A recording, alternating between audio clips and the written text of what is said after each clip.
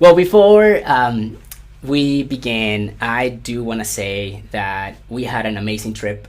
Thank you for the people who support us behind the scenes. Um, we had beautiful moments in our trip. We saw incredible places. And if you have a family, if you travel with family, we have some challenging moments too. Very challenging. And and throughout the last 3 days, part of this series where we're going, and um, part of the conversations we're gonna have, I'm hoping God open my eyes to see things how didn't see them before. And let me give you a little bit example of what I mean. So for the trip, you guys know me. Tiffany and I, Tiffany did a lot of the planning, and I wanted to. I knew there was gonna be frictions. We're talking about 3 different families, 4 kids, different ages, and a foreigner country that you cannot just figure it out by looking at the characters, right? And we decided, and Tiffany helped me create this, but we decided to give little roles to people. Why not? We are gonna have the stamp of, this is Tiffany, the captain of kids. And in my mind, like we had a meeting, by the way, where we describe each one of these roles and how they can help. And thanks to ChatGPT, you know what I was able to do? I put the entire trip in ChatGPT. And ChatGPT realized all the roles that I was gonna give, and every day, every person had different things that were gonna sparkle into the hike of that day, the role that we're gonna do. So let me run it super quick. Because we knew how difficult navigating through the train. Everybody, by the way, in YouTube tells you it's so easy to travel in Japan. It takes about a week to figure it out. Like we did not get that lost, but it's not as easy, especially because Google is amazing. But once you are underground, GPS signal is done.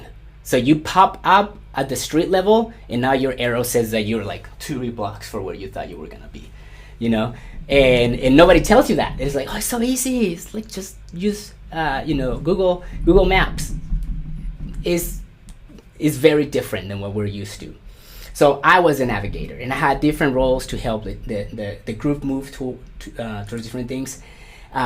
We have my mom to share how to leave legacy, like in terms of creating questions that spark curiosity about the meaning of this trip. Yes, we were there to visit temples and sightseeing, but we were also celebrating my parents' 51st anniversary. So I wanted to have meaningful, deepened conversations where we talk about, what my parents learned in 51 years.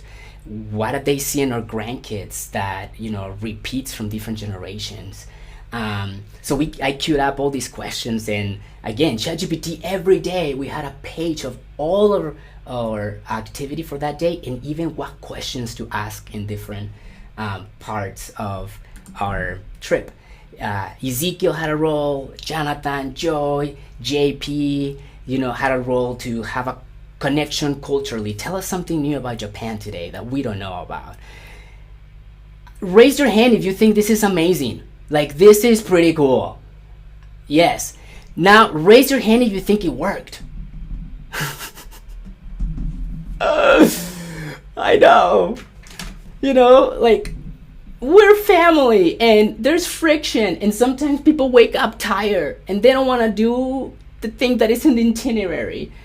And there's people who have more energy than other people.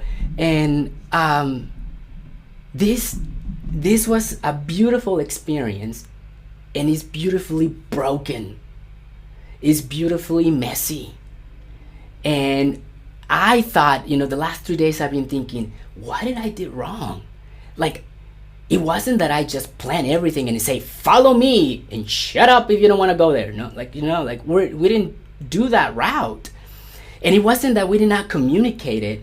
Hey, did you want to participate in this way? Did you think this aligns to your strength? And they were like, yes, I'll take that, and I'll run with this. And so what happened?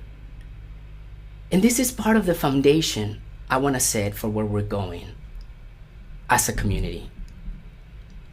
You're gonna hear in the next couple of days, not just from me, you're gonna hear from Nisha, and I'm hoping even you hear from our leaders at Experience in terms of where we are as a community. And I think there's an intentionality in my part why I believe this series is important right now. So today, what I want to do is I want to tell you what this series will lead us, but I also will tell you what this series is not. Okay? This was based on a book that I... Oh, thank you. See? This is why we need each other. The slides are in Espanol. Boom. Now they're in English. All right. This was based on a book, Living Your Strength. And I want to ask, by just raising your hands, how many of you have heard of Strength Finders? Yeah. It's a tool. It's an assessment. And this book is talking about different congregations or giving the example of how Strength Finders can help in a community. And this, I think, will give us broader vocabulary as a community. What we're going to invite you for the next couple of weeks is to dive in a little bit into Strength Finders with us and take an assessment that I believe is going to be a game changer in your life. Now, you may be thinking, well, I already have taken many assessments. Strength Finders is one of the most studied assessments there are out there. It is one of the very first that begin with a type of assessment. And there's years to back it up. More than Enneagram, more than, I think, well, this one actually probably Nisha knows more, but there's this personality test. There's a lot of assessments out there. And when Tiffany and I were introduced to just Strength Finders, we were told the story of how this assessment came to be. Now, let me tell you what this is not gonna be for our inner community. This is not gonna be a secret church recruitment strategy. Now, you may be thinking, what are you talking about, David? In the past, every time I heard talents and gifting in a community, in a church setting, what happened later, it was like, well, let me recruit you. You all have the gifts of hospitality. You should be our usher, or you should volunteer in this way. I want to expand our view of how God made us. And the difference is this. I have it in the tagline. My goal with this is that you know that you're seen by God, that you're shaped intentionally, and out of that you're sent in love. That when you are focusing on your strengths, life and the way you live your life out in your work, with your family, is gonna flow out of the love that you're connecting with how God made you. So if you have had an assessment test before, if you have pushback, you may have some pushback about an assessment, or you may be thinking, why is, if Strength Finders is not in the Bible, why are we taking several weeks to study this? I want to take today to just set the foundation of those, or giving the answers to those questions. First, I start by sharing this a little bit, but this illustration. We have kids in the audience, so you can just yell this out, kids. Ready? What is this? Yes, it's a tape measure. What is this? Screwdriver. Yes, and what is this? Paintbrush. Great.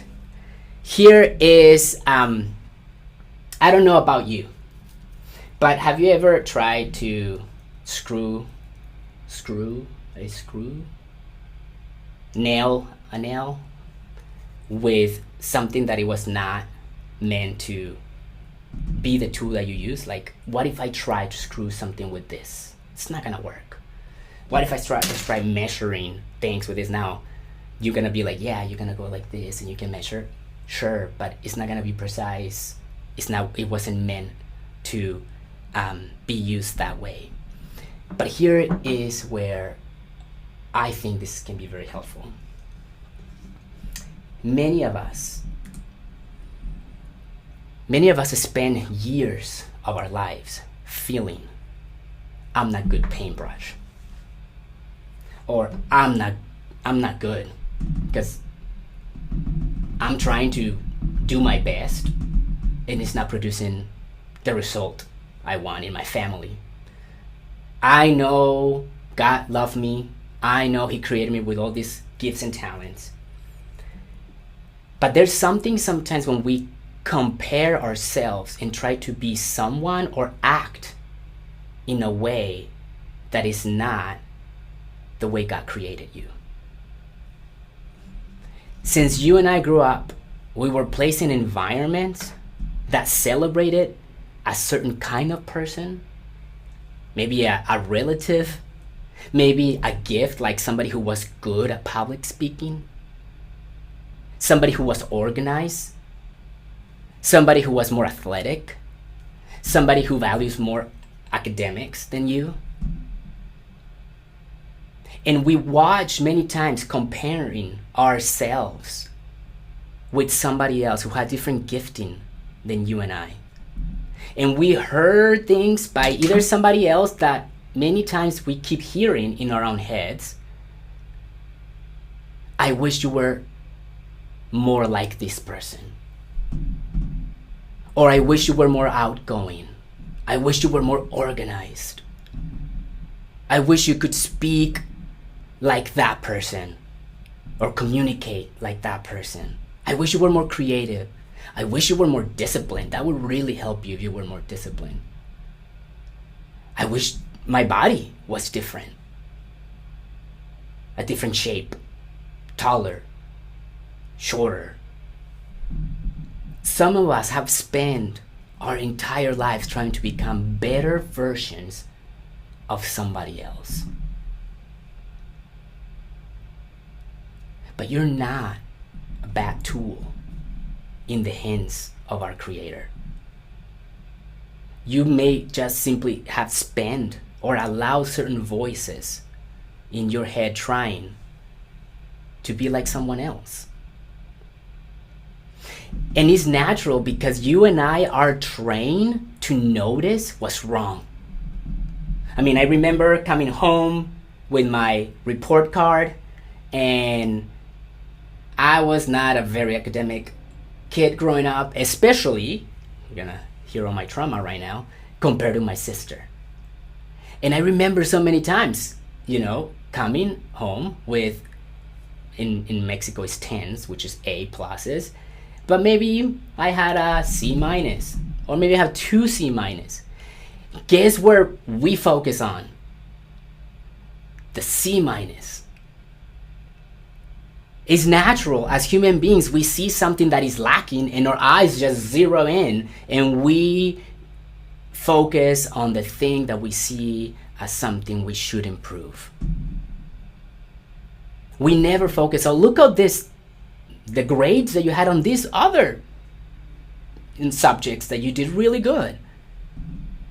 And there is something that happens then as we grow older as adults, and we keep thinking or hearing those same voices.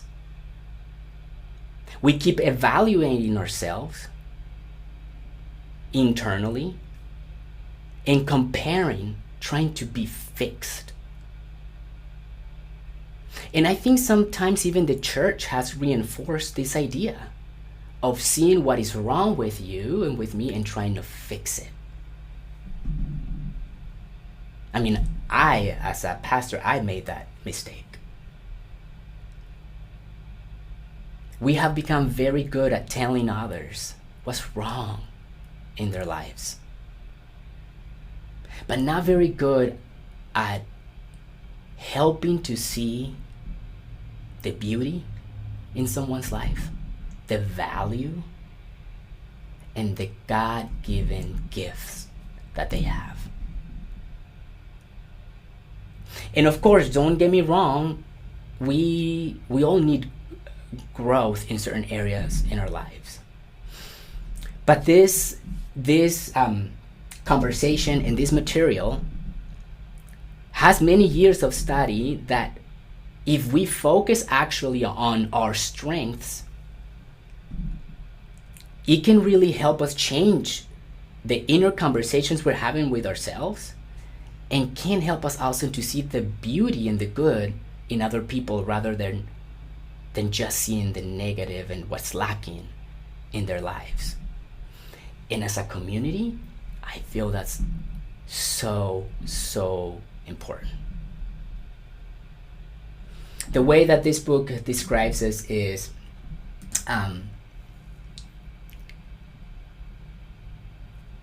that we should focus on our strengths and we should manage our weaknesses. We should focus on our strengths and manage our weaknesses. A weakness that hurts someone still needs to be addressed. However, sin is not a personality type. In maturity, we talk a lot about maturity. In maturity is not something that I can just be like, oh, it's okay if I say it. Meaning that even a natural talent that is not shaped by Jesus or formed, it has the risk of still coming across not as a talent. Gallup describes talent as a natural recurring way of thinking, way of feeling, or behaving. A talent is a natural recurring way of thinking, feeling, or behaving.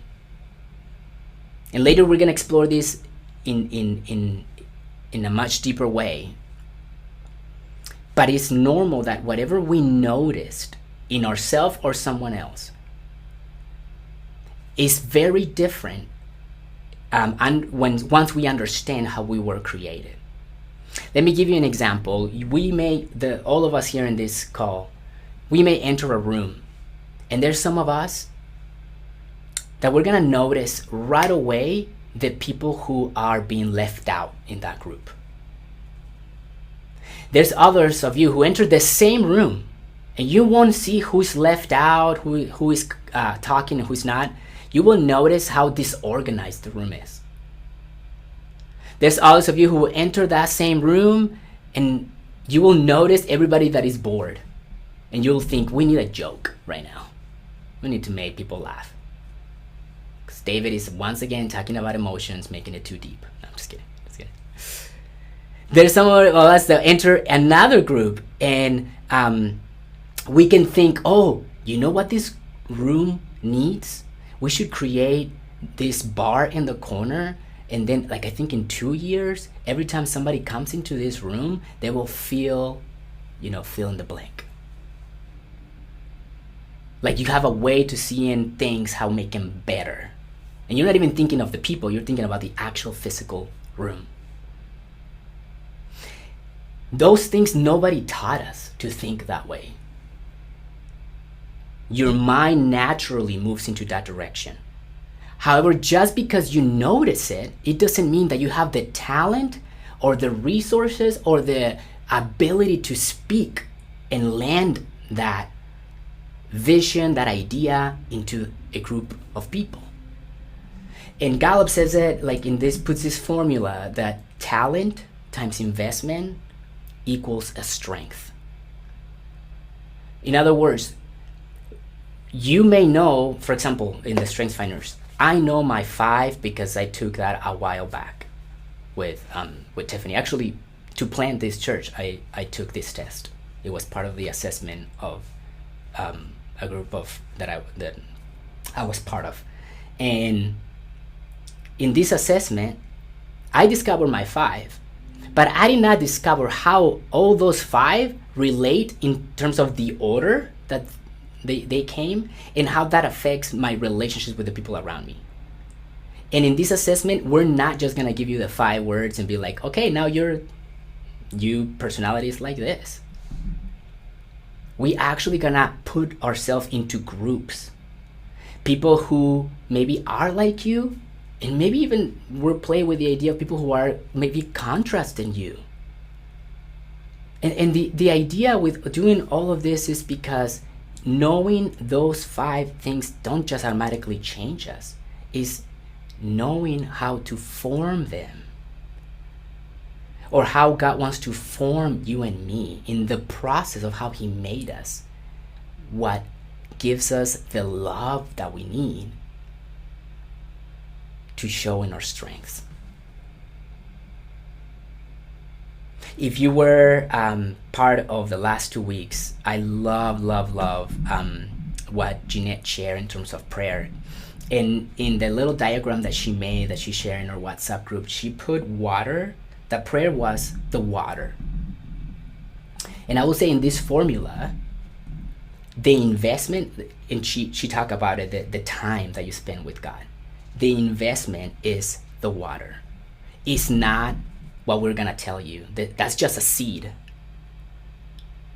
But as we walk through this as a community, as we water and invest in each other, I think this has beautiful potential. And the beauty of this, again, is for some of you, you're gonna come alive and you're gonna say, this is how I make this community different. And for others of you, you're gonna come alive and you're gonna say, this is why I do what I do in my job. Like, I am in my sweet spot. But this is not gonna be, for me, like a bait and switch with you and I'm not gonna tell you, I may show you needs that we have as a community, but I'm not gonna use this in a way where you feel that this is your identity. Your identity is in how you were created to be, without doing absolutely anything. And I'm gonna close giving you what I mean with something that Paul said in Ephesians. But if you naturally have the gift of communication, but you haven't learned when to speak or when to be silent and listen, it doesn't matter that you've discovered you have the gift of communication. If you have the gift of responsibility, but you must, but you don't take in consideration, that sometimes you carry too much, that you do for others what they should do for themselves because your gift of responsibility, you haven't been formed in that giftedness. Same thing with somebody like me. If I discover I have compassion or empathy, but I don't set healthy boundaries and let God form me, I never know when I become overwhelmed and try to help fix everybody else's emotions without paying attention to mine. If you have an achiever, but you think you're worth your results, it doesn't matter how much you accomplish, you're gonna get tired out. Every talent has beauty, but every talent also needs formation. And this is where we're stepping as a community. The goal is to allow God to mature all of us. Because there's this beautiful passage in Psalms that you're familiar. All Psalm 139 is about how God knows you, how much he knows about you and me. that you're created, you're knit from your mother's womb, and you're fearfully and wonderfully made. And this language is very personal when you read this entire chapter. Because God did not create humanity as a mass production, or he did not give certain gifts to a few people so he can be proud of them and then a little disappointed, to the other billions of people, on the earth. God wired you very intentionally, and it's not identical as somebody else. It's not in the Strengths Finals, you'll see it's not even the same order that the words, the strengths that you will see. It matters how you're neat and wonderfully made. And then we want you to see this as an assessment, right? As a mirror and not a box. It doesn't mean this is who you are and you cannot get out of this box. This has nothing to do with identity. This is just tools. And it's gonna be a mirror because this mirror is gonna reflect something back to you and to me. And this cannot replace, what we do here often. We won't replace scripture, cannot replace prayer, community, wisdom, because it's not our identity. These results, they will just determine what or how can I do things in love, something that gives me life.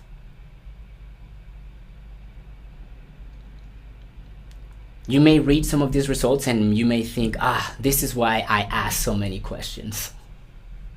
Or you may read it and say, this is why I need to process before I give my answer. This is why in group, I'm the last one to say something, because I'm processing. Oh, this is why with a certain group of people, I feel excluded sometimes.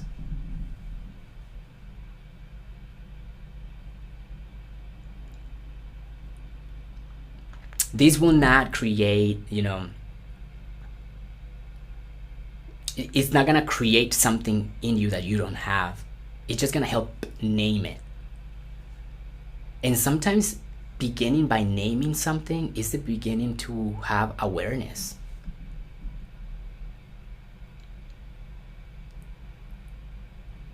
So my hope is that you feel seen in the next couple of weeks, recognized. I'm hoping that you understand yourself with more compassion. I'm hoping that husbands and wives in our community will be able to understand each other better. I'm hoping parents can practice the strength in a form of curiosity with their children. And we're gonna take our kids, we're gonna take our teenagers through this. And even if they don't come to Experience Church and you want them to come for these 4 weeks, I invite you that you make them part of our conversations. Because this is where I wanna land. Rather than us from this point forward focusing on things that are lacking, what if, as a community, we learn to say, I see that in you. That's something beautiful that you bring. I understand why you approach life that way.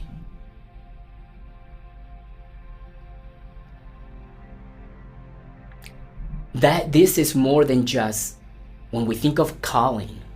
You have a calling, I have a calling. This is not a position, a ministry. This has everything to do of the call that you have to be authentically who God made you to be, and bring that love of God to your home, school, workplace, friendships, neighborhoods in this season.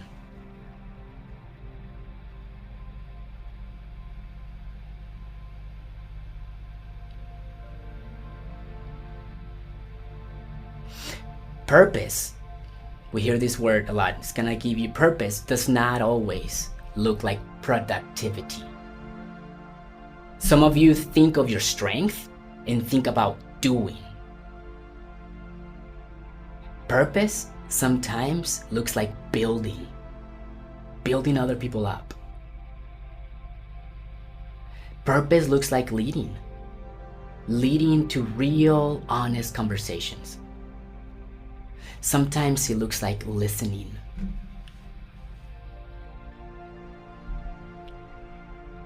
There's a passage in Paul, in the letter that, one of the letters that Paul wrote to a community. And he says this: we are God's workmanship, created in Christ to do good works. I want you to pay attention for something, because this workmanship, right away leads us to doing. But rather than thinking of the work, think of the order of this verse. Who are you first? You're God's. Why? Because He made you. And that's the end of our identity. That's it. You're fully loved, you're fully seen and known, because you are created by this God. Now, you want to have a meaningful life? He has already prepared good works. The order is super important so we don't get this messed up. Our identity is not our strengths. Our identity is that you were created by a God that loves you. And you were knit from your mother's womb beautifully. And from that, love flows out. My commitment to you in the next couple of weeks is that we walk this process together. That you don't think that I'm about to put you in a role in her community. That you don't think that I'm gonna compare, or we're gonna compare results, thinking that some strengths are more important than others.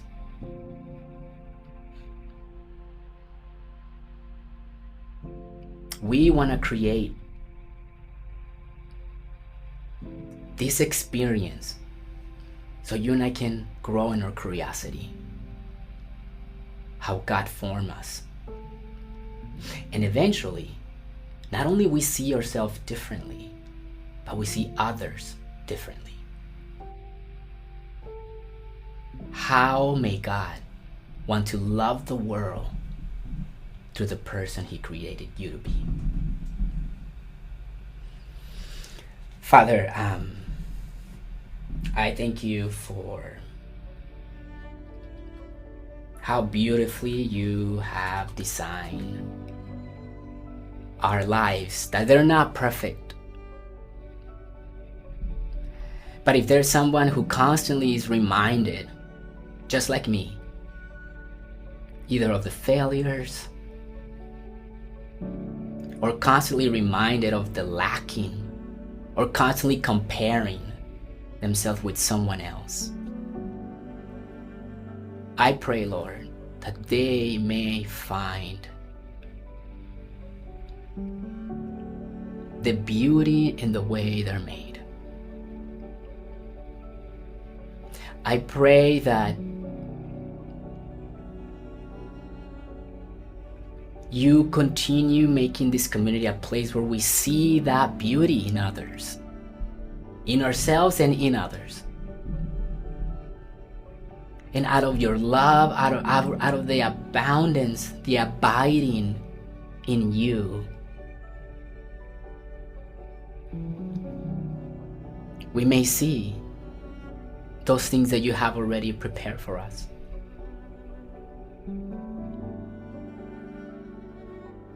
That through this series that we understand how much you love us, how intentionally we are in the way we're created.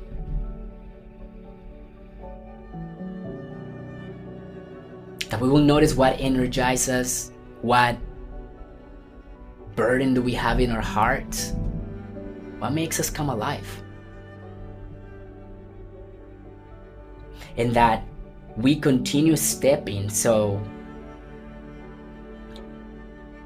we may, out of love, make a difference in our homes, the places we work, our communities, our friends, and our neighborhoods.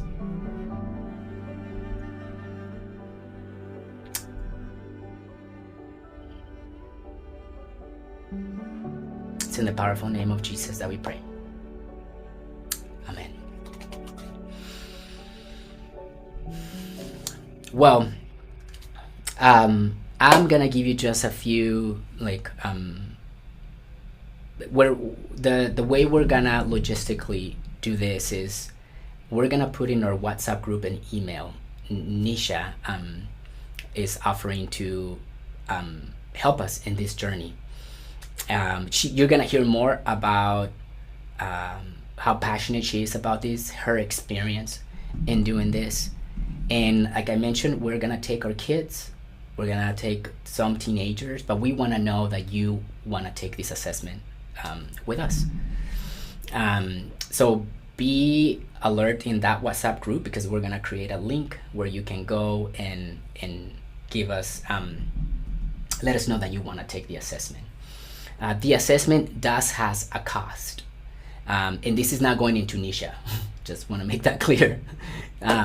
This is just the assessment that comes as you, like when you take any of this book, there's a code to take that, and that's how StrengthsFinders is, like that's their business, you know. And I believe is I have it right here. It's $24, Nisha. 25. Sorry, I cannot see you too far in my screen. We're gonna let you know the price. And but here's the thing: if any price, if this is something where you go, hey, I would like to take it, but you're correct. Yeah, 25. But I cannot afford the $25. I don't want that to stop any one of us. There's very generous people who will help you, will cover you, so the price should not be an issue at all. We want everyone to take advantage of this opportunity. Our kids is free. The kids assessment is unique because of Nisha's experience. She knows how to take kids into this, and like I said, maybe I'm offering here way too much. Like I said, if you have somebody in your family who thinks this will be very helpful, bring him through this. A kid or a teenager, we have a way that we're practicing of how we're gonna run this assessment. And but we need to know by you giving us that information in this email. That way we know how many, she can prepare for how many kids we have, how many teenagers we will have. And again, once we have the results, it's not gonna be like, hey, you have your 5 strengths, good luck. We actually gonna take that the next level as a community, and we're gonna process those results. We're gonna break into groups. We're gonna hear how they connect in terms of the order and everything. And I think it has the capacity to make an impact in every area of your life. Am I missing something? No. Okay. That's where we're heading, friends.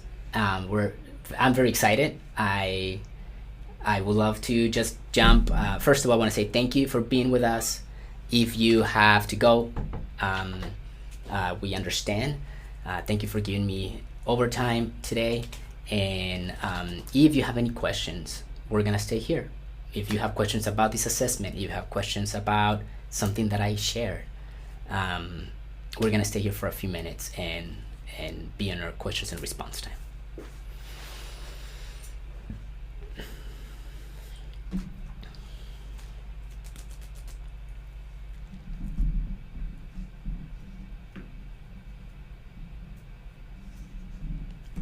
I'm gonna leave. I wanted to comment that something that you said made me realize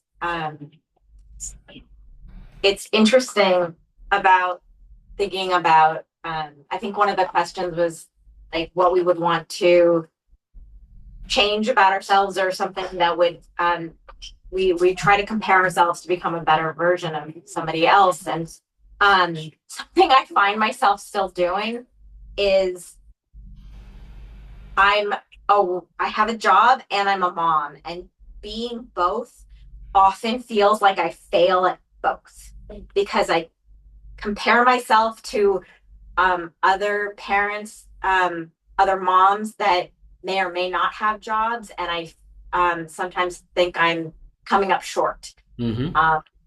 I look at people who advance in like the same level I am at other organizations, and they're moving up, or people within my organization and they're advancing, and I feel like I'm coming up short. And it's very hard to try and remind myself that I can't compare myself to other people because it's not going to be the exact same comparison. And yet I still do that. And it constantly then makes me feel like I'm not good enough or I need to do better. Mm-hmm. So that was just something that that struck me as you were talking. Yeah, I still get into that habit. And it doesn't do me any good. And I need to get out of that pattern. Oh, so good. Thank you for sharing that, Nisha. And I just can anybody relate to what she said? Raise your hand. Yeah, for sure. Just like me.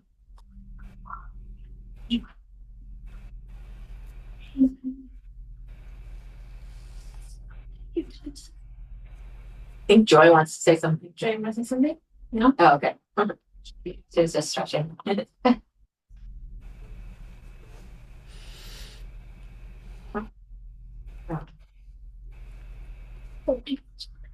Yeah, I'm gonna, if there's other people who want to say something, please.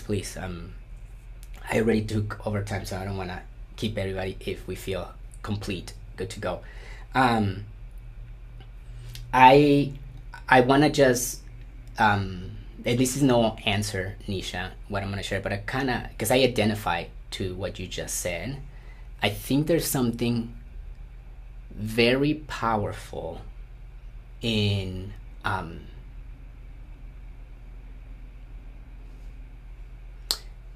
walking through this. We're gonna discover our strengths, right? And then at the end, what I think will be really cool and really powerful is to recognize part of those voices that we hear and where they're coming from. That comparison begins somewhere.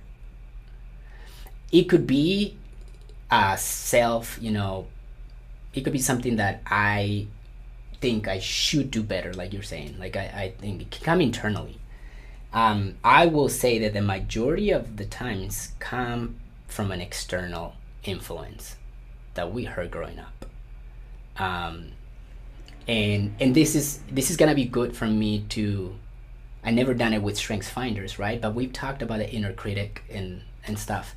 And maybe I'm projecting something. I was maybe like I'm answering more of the voices that I hear myself. And the older that I get, I realize that it is some I'm borrowing those statements from somebody else. They're not even mine.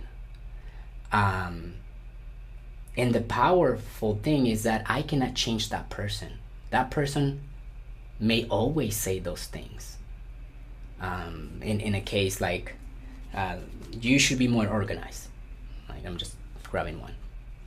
And I can work really hard at, managing, because I want to not make that to be something big. As I lead even a community, right? I cannot, being disorganized and everything can affect people who want to work with me.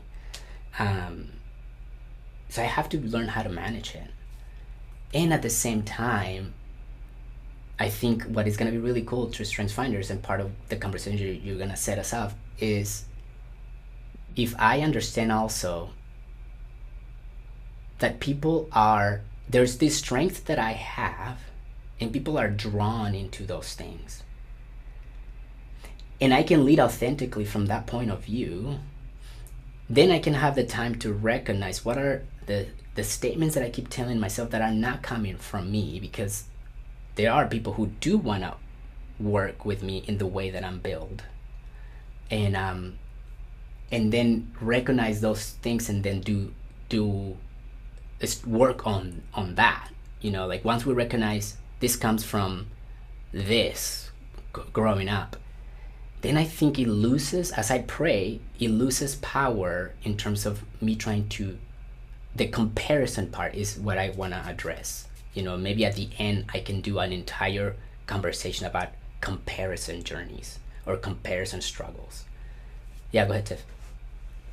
Yeah, I just wanted to add to that, like, because yeah, Nisha, I so relate, like, so 100% or 1,000%. I don't even know that doesn't make sense, but it's true. It's double. Well, I'd say at least double. Anyway, I think something that's been helpful for me, and that like I do constantly, and like even now, because I was thinking about that.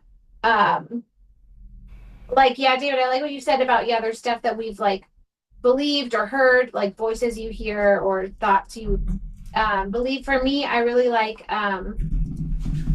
so I kind of evaluate. It's either like you can either say like a lie you believe, or like a false statement that you believe that now you like realize you believe it, and you're like, oh, like that's not true, but I need to like replace it with something else. Yes. And so, like, for the thing about like, yeah, I used to, yeah, when I was younger, I was told some strengths are better than others, right? Like, and now I know like that's not true, but that was so like I heard it so much or saw it so much that that's like part of like my belief inside, like my subconscious. So I have to like replace it with something else. And so, that, and so it may be even if I'm not ready to believe that, but like I can be like, okay, God doesn't believe that, right? And then maybe something silly, but for me, I like, I don't know, maybe it's more sticky to me if it's like abstract. So I wrote down, because like if I just say like, yeah, God thinks all strengths are the same, like that's true, but that's not like as like, I don't know, sticky to me. But I wrote down, God doesn't have a favorite color, because and like that, I don't know, that helped me, because it's like, okay, I do have a favorite color, like I do love pink, but then like, yeah, when God sees all of us, like I don't think he has a favorite color, because he made us all, like you said, intentionally and purpose. Like I love what you said about shaped intentionally and seen by God. That's like, okay, he made me on purpose, and he doesn't love me more or less than anybody else. And even if I wish I was a little, different color shade, brighter pink or whatever, like God doesn't wish that I'm different. And so I don't know. So anyway, so I wrote that, and that it helps me. But I think, yeah, what Nisha brought up is like such a deep thing that I need like lots of more positive statements to like help me overcome that, for sure. Yeah, and this is why I say that would be a really helpful series to follow up. The technique that Tiffany's just like, I heard it this way by a psychologist. whenever you have this kind of tension, internal tension, face it, replace it, and connect. Face it, right? Awareness. This is what I'm hearing. Face it, replace it is what Tiffany's saying. What is sticky to you? And here's the last part where I think an entire series can be very helpful. The connect piece is every time I hear that tension and I changed it through what is truth, I get to connect it to something that is wired in my strength. Remember, StrengthsFinders has a relational piece, wing. I don't know what to call it, wing, or like there's some kind of a strengths that are relational in nature. Face it, replace it, and connect. Connecting is like finding the reward. As I face, I change to truth, and then finding a reward in my way could be a connection. If you're a connected person, if you are, like, well, this is why, like, it would be really cool once we know all of our list. Connecting is what's gonna change the pattern, because it is like rewarding yourself for having a new way of thinking. Us convincing ourselves of a new way of thinking doesn't work, right? Because it's ingrained already in us. But connected it to something that brings you pleasure because of the way you're wired, now that begins changing our behavior. And that's why, like I said, it could be something that we explore completely. An example of this, sometimes as parents, maybe you heard the saying, "Oh, you're lazy. You're so lazy." Laziness is never a personality trait in any human. Laziness is a result of lack of engagement or lack of interest. This is why the person that you may call one day lazy, you can see him very engaged on other things. So it's not a personality. I was talking to an on-site. There's this therapeutic group, and they were teaching on this to a group of people, and I'm like, wait, I have to ask questions. Hold on, because I thought it was a trait. Somebody lazy. I thought it was a personality. Like, you're just lazy. And in the therapeutic world, they say that that's not a thing. Somebody who's showing a sign of laziness towards something is because they have a lack of interest in that, because they have a lot of interest in other things, and you see them completely engaged on other things. So their personality is not laziness. You just have to shape or move how they're engaged. And that to me was like, what? Because I thought in some areas, like, maybe I'm lazy because I heard something, and or maybe we said that to somebody else, you're lazy. And then I thought, oh wow, that is never a personality trait. Is literally you haven't learned how to engage that person. I don't know if that makes sense, but yes, Stephanie, you have a question? Oh no, I'm sorry. Stephanie, I thought you were going like this. No, okay.